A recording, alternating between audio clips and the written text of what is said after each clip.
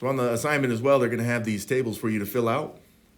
And again, you may have to read and reread these to really figure out what is going on so that you're using the correct numbers. If you don't, then you may make some mistakes along the way, and that's okay too. We can learn from those. Let's read this so we know what we got going on here. So you are going to drive from your house to City A without stopping. You plan to drive at a speed of 50 miles per hour, and your house is 200 miles from City A. Make a table of values and then write an equation for D in terms of T, representing your distance from City A, T hours after leaving your house. So a couple things on this one. It says D in terms of T. Whenever you see in terms of, it's always in terms of X. So just in case you didn't know, now you know, because you're going to see this stuff on the side, okay? So D, it would be the Y value there. Or in other words, again, if you think about what you've learned already about independent and dependent variables, D here, the distance you're driving or the distance you are from City A will depend, which makes it the Y value, it will depend on how many hours you've been driving. So let's go back to the words here. And I see that it said you were driving at a speed of 50 miles per hour. It's saying that it's in miles per hour, right? So we know that that's a rate. But not just any rate, it's per, you could even put a phantom 1 there. So we know it's a unit rate. Since we know that it is a unit rate, we know that it is the slope. Now that helps us when we get to the equation, which we will. I'm going to fill out the table first. But in addition to that, they also said your house is 200 miles from City A.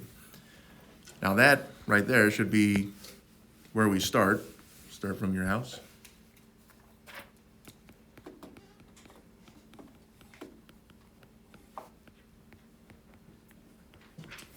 So we know that it should be our y-intercept, okay, for the equation. So right now we could actually write the equation.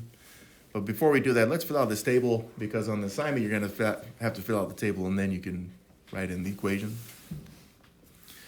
But the two values it gives us, number of hours driving and distance remaining to City A, just so we understand from these tables, it's always the X value on the left and Y values on the right. And that is because these are all going to be their own ordered pairs. So if you wanted to graph them, you could. I don't suppose you would though, unless they made you, but here we are. So right here, number of hours driving, you haven't driven at all if you've been driving for 0 hours. So how far away are you from City A? What distance do you have remaining? Well, that means you'd be at your house. That's 200 miles away. And then we can see as well that this ordered pair has an X value that's 0, which tells us, again, in another way, that we have in fact found the y-intercept. Now from here, we got to use the driving speed. Somehow this person's going constantly 50 miles per hour every time. But if they drive 50 miles every hour, then in 1 hour, here, put this in. So if you drive for 1 hour, you're going to go 50 miles. Now, from that 200, you're going to subtract the 50 because you're getting closer to City A, right? You're driving to City A. So 200 minus 50, which I would recommend just putting into the calculator, means that after that 1 hour, you'd be 150 miles away from City A. Okay, well, let's say you drove another hour, which is shown in the table here. Then you'd take off another 50 miles. Now, you can show the work like this. In the past, in 7th and 8th grade, when they were doing this kind of stuff, they probably showed it like this. So that's what I'm going to stick with here. 150 miles minus that 50 miles that you've just driven means that you are now 100 miles away from City A.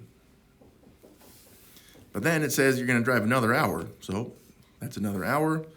Okay, fair enough. Let's take away another 50 miles because we're getting closer. And the negative is what means that we're getting closer there. So 100 minus 50, boom, 50 miles.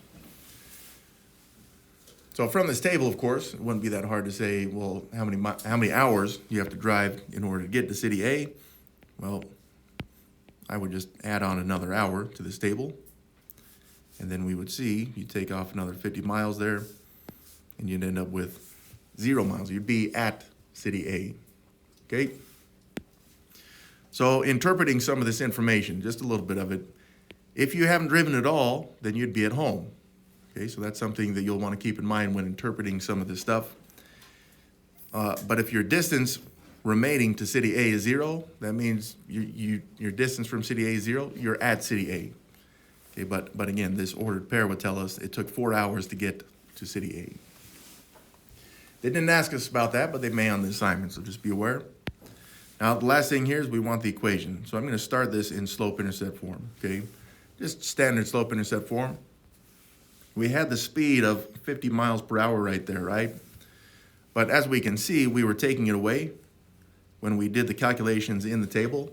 So that's because we were getting closer. So we need to make that 50 a negative because we're getting closer to city A.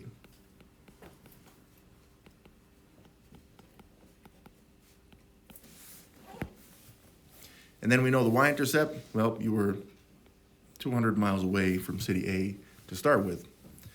Now that's pretty, but it's not the equation they want because I'm using y's and x's, which is what we're familiar with.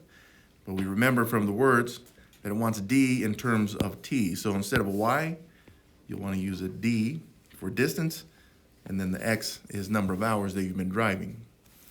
Now, with the table, just in case you forget, you can remember that d is distance because it said it was distance here, and the y value is always on the right in the table.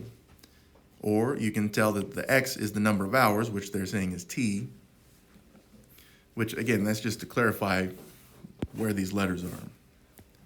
So then we just plug in the two values. We had a negative 50 slope or rate, unit rate there, and then a 200 miles away from city A. Now, some students, even at this point, they prefer to say, look, I'd really like to just start at 200 miles and then take 50 miles away every hour. Both of these are good. So on the assignment, whether you put this one in or this one, you're good. It'll give you full credit.